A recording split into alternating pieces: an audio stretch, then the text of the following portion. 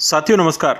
आज सुबह एक कमेंट आया और उस कमेंट ने वाकई सोचने पर मजबूर कर दिया कि लगभग जिन खेतों में 90% तक बालियां निकल चुकी हैं वहां पर भी किसान साथी अब बालियों पर कुछ ना कुछ लगाने की कोशिश कर रहे हैं या उनकी इच्छा है कि वो कुछ लगाएं जिससे कि मतलब बालियां और ज़्यादा भर के आएँ या मतलब और भी कुछ हो उसमें खेत में। तो साथियों मैं आपको कुछ ऐसी 4-5 मिस्टेक्स बताने जा रहा हूँ जो कि किसान भाई करते हैं अक्सर बालियां निकलने के बाद में और उनसे उनका फ़ायदा तो नहीं होता लेकिन नुकसान ज़रूर होता है। तो मैं आपको कुछ पॉइंट बताने जा रहा हूँ जिनको आप बिल्कुल भूल कर भी ना करें जिससे कि आपको फ़ायदे हो सकते हैं अगर ये गलतियाँ नहीं करोगे। साथियों सबसे पहले तो मैं एक आपको प्रैक्टिकल चीज़ बता रहा हूँ कि कुछ टाइम पहले एक किसान थे, उन्होंने जैसे ही कीटनाशक लेकर आए तो उसमें उन्होंने बहुत सारा यूरिया मतलब टंकी से स्प्रे कर रहे थे ट्रैक्टर वाली से 500 लीटर में उन्होंने कुछ यूरिया डाल दिया 8 से 10 किलो के आसपास और उन्होंने वो कीटनाशक डाल के स्प्रे कर दिया। तो उनके खेत की जो बालियां हैं वो बिल्कुल जल गई थी। तो मैं आपसे फिर उनका फ़ोन आया था कि इस टाइप से कंडीशन हो रखी है हमारे खेत में, तो कोई समाधान अगर हो सकता है तो बताइए। तो मैं आपसे एक बात कहना चाहता हूँ कि जब बालियाँ आपकी आ गई हैं बाहर, तो आप यूरिया तो स्प्रे में कभी भी भूल कर भी ना डालें, ठीक है? दूसरा पॉइंट ये है कि इसके साथ में आप कोई भी बूस्टर अगर लगाना चाहते हैं जब बालियाँ बाहर आ गई हैं, तो बूस्टर की कोई ज़रूरत नहीं है और बूस्टर के साथ में आप ह्यूमिक एसिड कभी भी भूल कर ना डालें, ठीक है? या कोई भी प्रोडक्ट अगर लगा रहे हो, तो उसके अंदर ह्यूमिक एसिड मत डालना, ठीक है? बालियाँ निकलने के बाद में। अगर बालियाँ निकलने के बाद में ह्यूमिक एसिड डालोगे, तो वो धान को काला कर देगा, ठीक है? क्योंकि ये धान पर चिपक जाता है और इससे आपके धान की चमक कम हो जाएगी, इससे आपके धान के बहुत अच्छे रेट नहीं मिलने वाले हैं। तो 2 पॉइंट तो हो गए यूरिया और ह्यूमिक एसिड वाले, ठीक है? ये आपको नहीं करने हैं। तीसरा पॉइंट ये है कि बहुत सारे किसान साथी नीला तोता कीटनाशक के रूप में लगाते चले आए हैं, तो वो नीला तोता को स्प्रे के रूप में ऊपर बालियों पर लगाना चाहते हैं, जब बालियों में कीट आ रहे होते हैं ऑलमोस्ट। तो साथियों नीला तोता को बालियों पर कभी भी यूज़ ना करें, ठीक है? अगला पॉइंट ये है कि हाँ, इसे स्प्रे के माध्यम से यूज़ ना करें, पानी के साथ में आप ज़रूर छोड़ सकते हैं, ठीक है? पौधे की जड़ों पर। अगला पॉइंट ये है कि कीटनाशक के स्प्रे के समय जब बालियाँ बाहर आ रही होती हैं, तो बहुत हैवी कीटनाशक बहुत सारे किसान साथी लगाने की कोशिश करते हैं, जिससे कि बालियाँ हमारी ना खराब हों या उनमें हमारी कीट ना लगें। तो देखिए, अगर बालियों पर आप उस समय पर खतरनाक स्प्रे कर रहे हो कीटनाशक का, तो आप ना करें।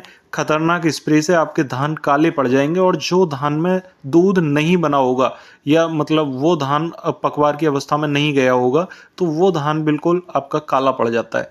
ये खतरनाक कीटनाशक आप बालियों के समय ना लगाएं, ठीक है? आप पहले लगाओ ना, जो चीज़ें लगानी है गोभ में जब बाल आ रखी हो उस समय पर लगाओ।